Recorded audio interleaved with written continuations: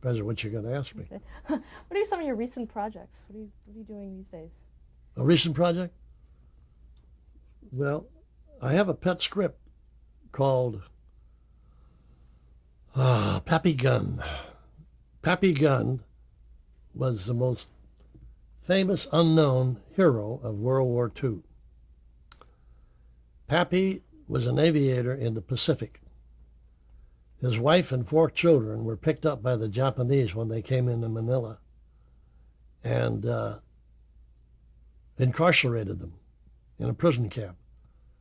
And Pappy, who's flagged for the United States, is evacuated and ordered out instantly. He cannot go back to see where his family is.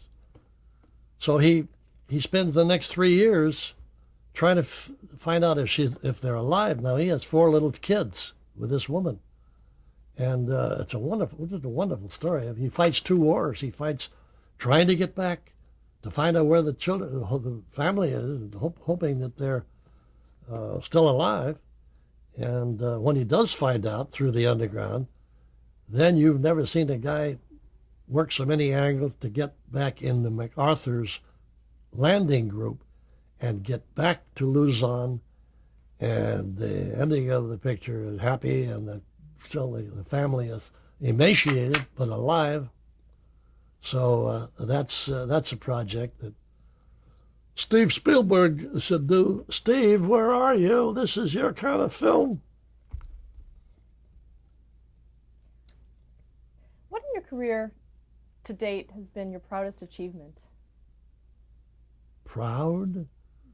Pride? What did you enjoy doing the most in your career? What's been the project that really captured your essence? Well, probably the thing that sticks with me are the 63 Joe McDoke shorts that I did for Warner Brothers, with all the awards around the wall here. The 3 Academy Award nominations, I was all ready to jump up and go on the stage, and Pete Smith would get it from MGM. Funny thing about that, I wrote So You Want to Give Up Smoking and took it to Pete Smith, who was doing one-reel shorts. He narrated them. And he read it while I was there, and he says, "Kid, this is pretty funny stuff." And he says, "We can't, by a big company like Metro-Goldwyn Mayer, we can't insult all the tobacco companies in the world by releasing this." So I took my script, and I found a couple of years later a way to make it back at the USC. And had he just bought it and thrown it, I probably would have sold it for $500. If he had bought it and sold it, thrown it in the ash can, he would never have his #1 rival, because he would win the Academy Awards, I will grant, but he did one-reel comedies, and we did one-reel comedies. And the Poor Stooges, they did 2-reel comedies, and strangely enough, with their awful humor, they are still being shown all over the world and are more famous than either Pete Smith or Richard Berr. But you said what was the best time in my life? I think creatively was doing those shorts for 10 years. At the same time I did features, and then when television came in for Warner Brothers, that's what I did. So I was able to do everything concurrently. Those were fun, and big part of the studio system. And Jack Warner and Harry Cohn and Louis Mayer and Darryl Zanuck, they had it right. They had it where, my God, they ran a factory. And business was good. The theaters would show double features and short subjects. And today, you go into a theater and you're spending too much money in the first place, but in the second place, you don't have that variety that we used to have when short subjects were in the film. For instance, Mickey Mouse, Joe McDoke's March of Time, which was a wonderful magazine-type show that preceded all of the magazine-type shows like 60 Minutes on television. That's where it got to start, March of Time, Time magazine. And so if you came out and you didn't like the feature, said, "Boy, that short was good," at least, so They had variety. They had variety. That's one of the things where I think that the experience in a theater today, of course, the people don't know. See, the young people that go to the theater today, even some of the older ones, don't realize what a great experience going to the movies was, more so than this. And of course, there was no television, so they had to go to the movies. That was good. All right. See you later. Any career regrets? Career regrets? Yeah, something that you wish a project that you hadn't undertaken. Oh, honey, I've had so many regrets in my life. I've had more than my 5 wives. Is that true? Sure. Yeah. What advice would you give to an aspiring director? What advice? Read my book, because it tells you how to do it from A to B. And the theme of the book is, if you want to crack the big time, make a short. Beg, borrow, or steal. Make a short. They will look at it. I had no trouble getting to look at my short. Spielberg made a short. Universal looked at it, gave a contract like that. Lucas took a short, he made it USC, as I did. Took it to Warner Brothers, my old studio, and gave him a contract. So, you see, there's a lot of people that are really have done it, and have done it successfully. I just didn't get the $1 billion pictures like those 2 fellas got, but I enjoyed it. I had a good time. I'm still having fun. Any advice on the actual process of directing for someone who wants to become a director? You can't cover it in a few short words that I might come. All as I can say is look at the this is I don't think anybody look at this one. What the hell? There it is. The theme of this is make a short. Thank you very much for You're sharing welcome. your story with You're us. welcome. I had fun. So you don't. Oh. Stop a minute. Here we are making west of the Rio Grande. Okay, here we are making west of the Rio Grande. This is my crowning achievement at age 16. Two-reel Western that got its money back in 2 days. It cost $400, and we grossed $400 at Modesta High School Auditorium. That's my father over there on the left. Of course, the truck belongs to him, courtesy of George L. Bear, rancher, Northern California. My mother is peeking over his shoulder. And the rest is the cab, the actors, and the crew. And I'm up there with the camera. That's Norbert Dukart with the megaphone. We called ourselves the Golden Bear Studios, no pun intended. And that's me and Duke, and we're getting into sound pictures there. What we did was we bought a phonograph record of a monologue, and we had our friend Aukie Hewitt, who we'll show Aukie a little later. He's down below there.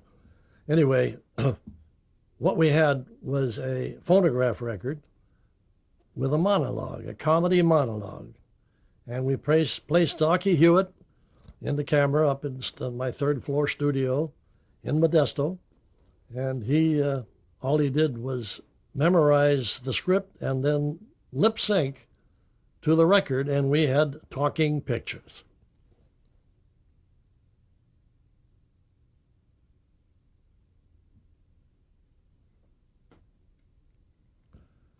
I always preferred the Bell and Howell camera, although this is not the one that I eventually ended up with.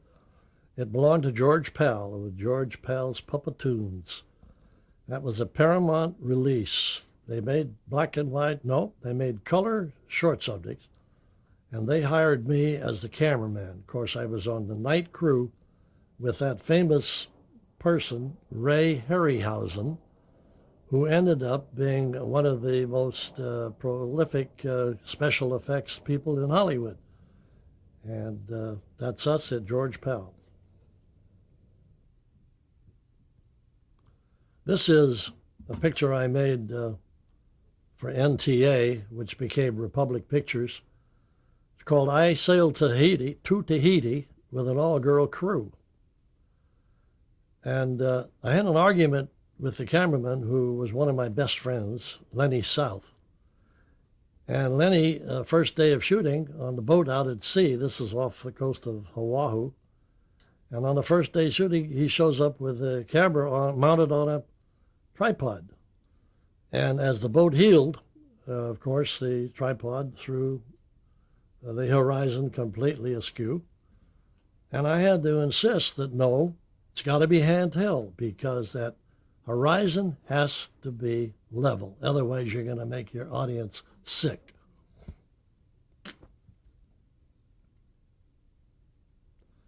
You can hardly see it, but there is my own Bell & Howell 35 millimeter that we used at USC, making the first short that I did, which eventually was sold to Warner Brothers and lasted for 10 years as a series.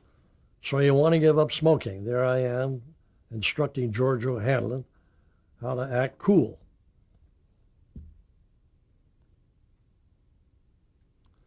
Later, as we got into the third or fourth year of the Joe McDoak's comedies, this was called So You Want to Get Married. And as you can see, there's the mother. After the ceremony, you know, are married man and wife. He raises her daughter's hand in triumph. She got him.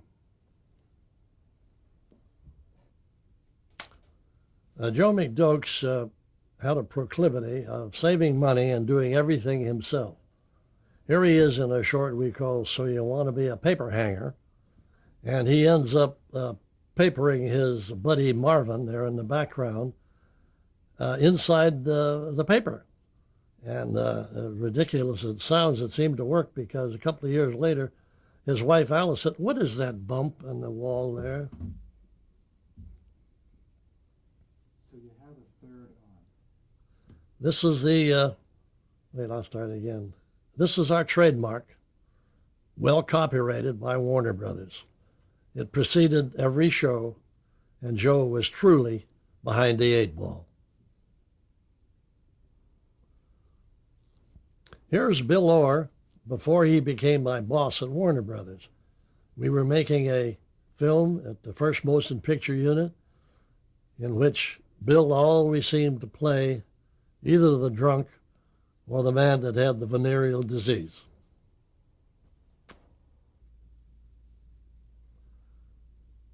Nobody in the audience was more surprised than me when they called my name for being the best director of that year, and I don't remember what year it was, but you know, let me start again. Forget all that, start again.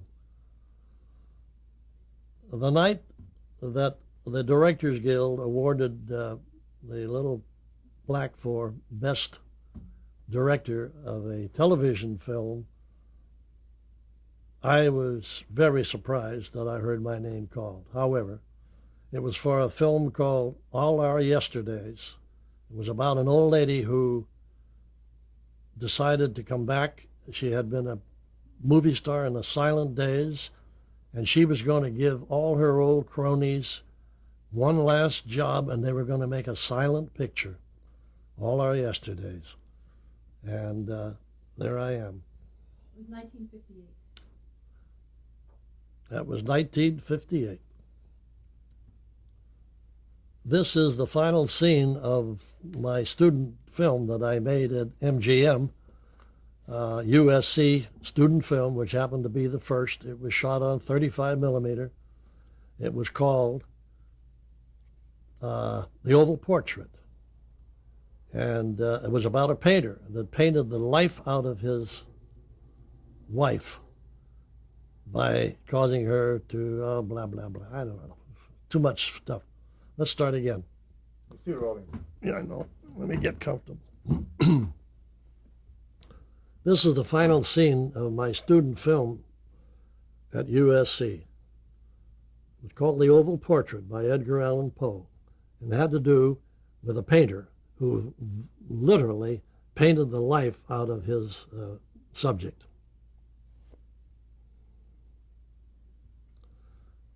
Bill Orr and Jack Warner schemed to get a brother for Jim Garner for fear that Jim would want more money, want out of his contract, and he was too valuable to leave.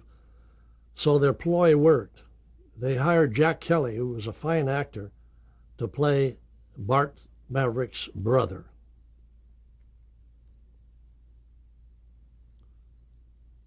Here's Jim Garner playing Maverick, who wrote a little testimony to me up there on the right-hand side.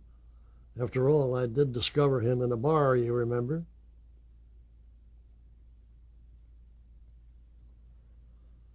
After I made the oval portrait and won the Paul Muni Award at USC, I thought I was going to go right into a studio and be a big director. Well, it didn't work out that way. During those 6 years, I went into theater business, and here was the first theater I had up in Pinecrest, California. Then I moved to Carmel, had a theater there, then out to a little town outside of Pomona here, and finally went broke, went back in and started working for George Pal as a cameraman for $25 an hour. Well,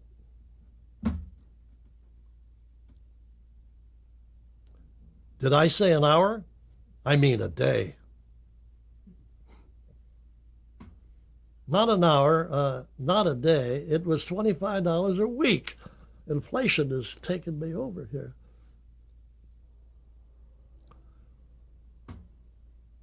Here's the airplane that almost cost me my life. I was signed by I was signed by MGM to write, produce, and direct a pilot called The Islanders. And we shot around the studio for a while, and then we moved the company down to Jamaica, where I had the misfortune of being in that plane on the way home with 300 feet altitude, 10,000 feet of exposed negative, and thinking that mission accomplished. We'd been there for 10 days shooting, and both engines quit. Now we had 300 feet altitude, we had a tailwind, and the pilot tried to pull the thing around to land on a swell in the Caribbean, and he missed it. The right-hand pontoon was caught first by a wave, and that we all lost consciousness. When I woke up, I was underwater, and I thought, I hope there's some air in this cabin. But when I reached the surface, I found out I was 100 feet away from the wreckage with 2 broken legs. And after I found out that everybody else was okay, there were 5 of us aboard, including the cameraman, Bill Reynolds, the actor, and I swam ashore. He had a broken leg, I had a broken leg. We swam on our backs 4 miles, and we made it. But the cameraman's body was washed ashore the next day. He was the only one that didn't make it. Here's my favorite executive producer when he was an actor in the Air Force in a picture called Emotional Reactions, and that's Bill Orr.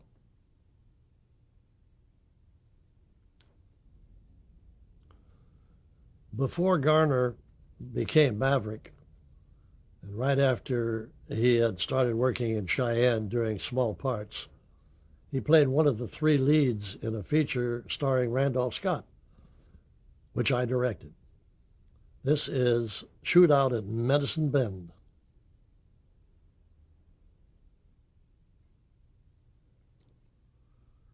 As an example of what you can do with black and white photography, this is a scene from This Rebel Breed, Warner Brothers, one of my earlier pictures.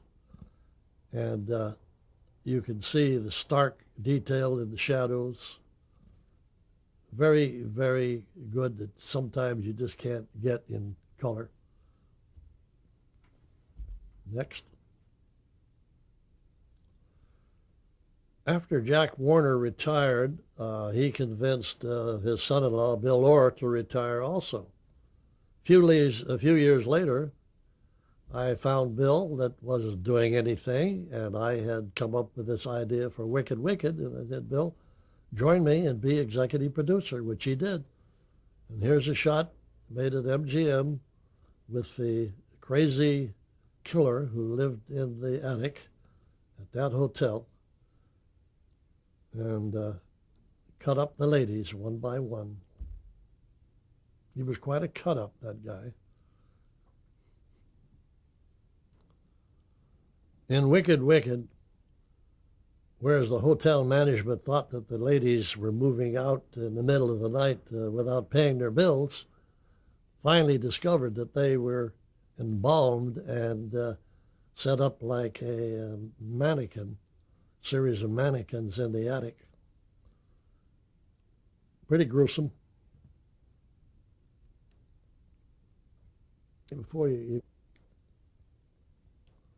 Here's an example of what we had to contend with when we did the protagonist on one side and the antagonist on the other side. Here's Randolph Roberts playing the killer, and Tiffany Bowling, the singer, who was the intended fifth victim, but who was saved naturally in the nick of time. A few years after Ava Gabor tried to get me fired as her director, she had a change of feeling. She wrote this little picture to me, to Dear Richard, believe it or not, I love you, Ava.